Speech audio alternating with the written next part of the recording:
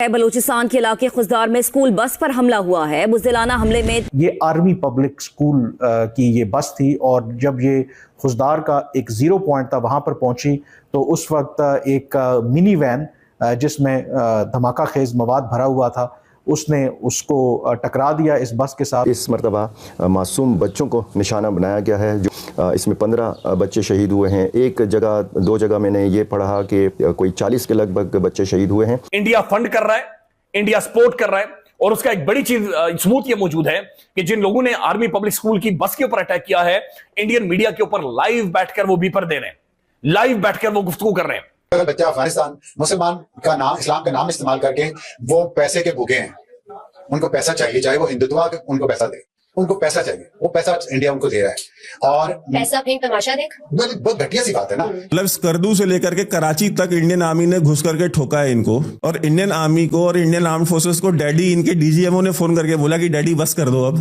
और इन्होंने खुद को अपॉइंट कर लिया एज अ फील्ड मार्शल की, जिसे हमने इंडिया को हरा दिया है। इजराइल और अमेरिका इंडिया के पूरी सपोर्ट पे थे। आपको याद करें, आप जेडी वैंस की और प्रेसिडेंट ट्रंप की उनका आपस में लड़ते रहते हैं, कर लेंगे because there was a consensus among these three countries. जय हिंद दोस्तों। बलूचिस्तान के खुसदार जिले में एक आर्मी पब्लिक स्कूल की बस पर हमला किया गया, उसको उड़ाया गया है। इसमें 15 से 40 बच्चों के हताहत होने की खबर आई है और इसका सारा इल्जाम पाकिस्तान की मीडिया भारत पर लगा रही है। वो उनका कहना है कि भारत ने बलूचिस्तान के फ्रीडम फाइटर्स को पैसे दिए, उन्होंने ये काम करवाया। हालांकि भारत कभी ऐसा नहीं करता कि बच्चे महिलाओं पर हमला करे। पाकिस्तान की तरफ बुजदिल भारत की कौम नहीं है। बलूचिस्तान के ज़िले खुजदार में एक वाक़या पेश आया जिसमें एक स्कूल वैन को दहशतगर्दों ने निशाना बनाया। हालांकि जो बहुत सा मीडिया है वो इसके ऊपर रिपोर्ट मुकम्मल तफसीलात तो नहीं दे रहा, लेकिन जो मेरे पास तफसीलात हैं और कुछ इंटरनेशनल मीडिया ने भी उसे रिपोर्ट किया है कि ये जो स्कूल वैन थी, यानी कि जिसमें बच्चों को स्कूल लेकर जाया जा रहा था, ये आर्मी पब्लिक स्कूल की ये बस थी और जब ये खुजदार का एक ज़ीरो पॉइंट था वहाँ पर पहुँची तो उस वक्त एक मिनी वैन जिसमें धमाका खेज मवाद भरा हुआ था उसने उसको टकरा दिया इस बस के साथ और उसके नतीजे में अब तक की इतला के मुताबिक कम से कम 6 अफराद इसमें शहीद हुए हैं, जिसमें कहा जा रहा है कि 4 स्कूल के बच्चे हैं, 2 उसमें स्कूल का जो अमला है। लेकिन क्योंकि उस बस में तकरीबन कहा जा रहा है कि 40 से 45 अफराद सवार थे, बेशतर उसमें बच्चे शामिल थे और आज उसमें स्कूल का जो अमला है। लेकिन क्योंकि उस बस में तकरीबन कहा जा रहा है कि 40 से 45 अफराद सवार थे, बेशतर उसमें बच्चे शामिल थे और ख़दशा ये है कि ये जो हलाकतें हैं इसमें इजाफा हो सकता है। जो वहाँ पर एनी शाहिदीन हैं और जो कुछ इमेजेस मैं आपके सामने भी रख रहा हूँ, अगर आप इस बस की हालत देखें, मुकम्मल तौर पर बस जो है वो तबाह हो गई है, तो ये ख़दशा है कि शायद इन हलाकतों में इजाफा हो सके। बलूचिस्तान में हम अच्छी तरह से जानते हैं कि कई अरसे से वहाँ पर दहशतगर्दी के वाक़यात हो रहे हैं और मोर रिसेंटली हमने देखा कि मार्च में जो जाफ़र एक्सप्रेस वाला वाक़या पेश आया, जब जाफ़र एक्सप्रेस को हाईजैक कर लिया गया, उसके नतीजे में कई जो लोग हैं वो शहीद हुए।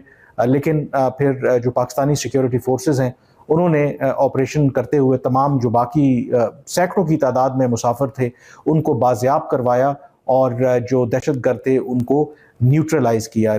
बलूचिस्तान में जैसे मैंने आपको बताया कि वहाँ पर इस तरह के वाक़यात जहाँ पर सिक्योरिटी फोर्सेस को निशाना बनाया जाता है, इवन एथनिसिटी की बेस के ऊपर हमने देखा कि पंजाब से ताल्लुक़ रखने वाले जो मज़दूर हैं उनको कत्ल किया गया।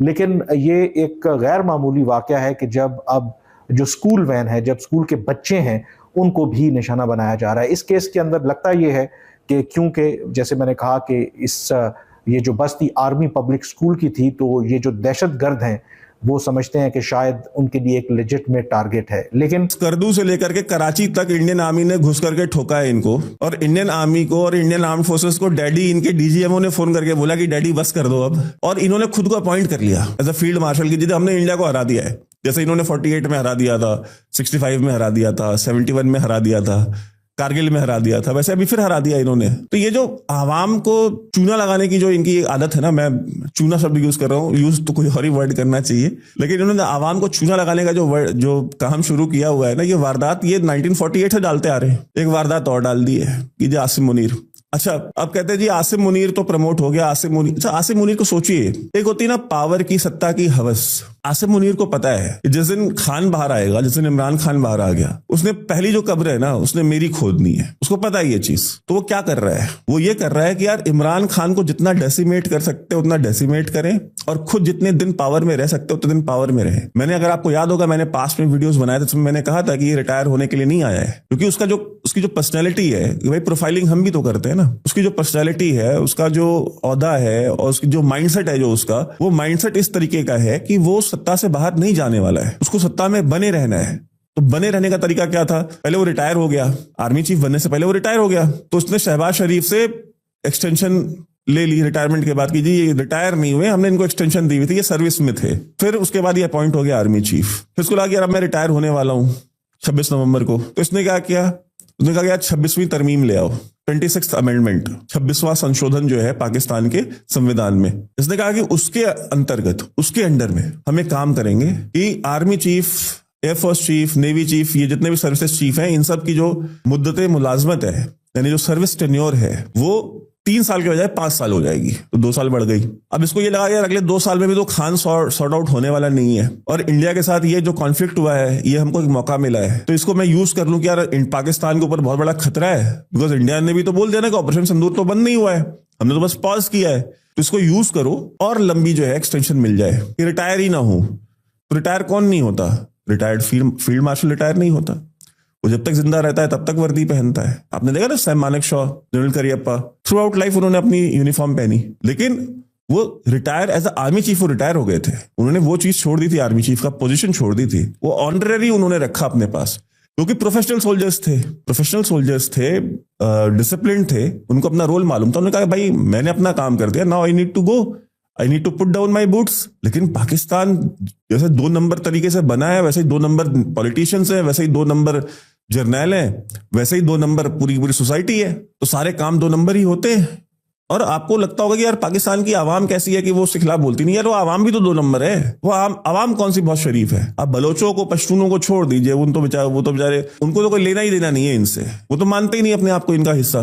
दोस्तों, जिस तरह से पाकिस्तान ने भारत में आतंक फैलाने की कोशिश की, अब उसी का खामियाजा पाकिस्तान को खुद भुगतना पड़ रहा है। वो कहते हैं ना, किसी के लिए गड्ढा खोदने के लिए आपको सबसे पहले गड्ढे में जाना पड़ता है, ताकि आप उसके लिए गड्ढा खोद सकें। तो आपकी शुरुआत वहीं से हो जाती गड्ढे में घुसने की। तो पाकिस्तान ने भारत में जो आतंक फैलाने की कोशिश की, उसका जिम्मेदार आज पाकिस्तान स्वतः ही है, जो उसके देश में इस तरह के कांड हो रहे हैं। पाकिस्तान की आर्मी अपने बच्चों तक को बचाने के काबिल नहीं है, कहां वो देश बचा पाएगी। एग्जाम्पल आपने देखा था 7 मई को, जिस तरह से भारत ने इनको ठोका था, उसके बाद इनकी बोलती बंद हो चुकी है। आप क्या सोचते हैं? अपने विचार कमेंट कीजिए।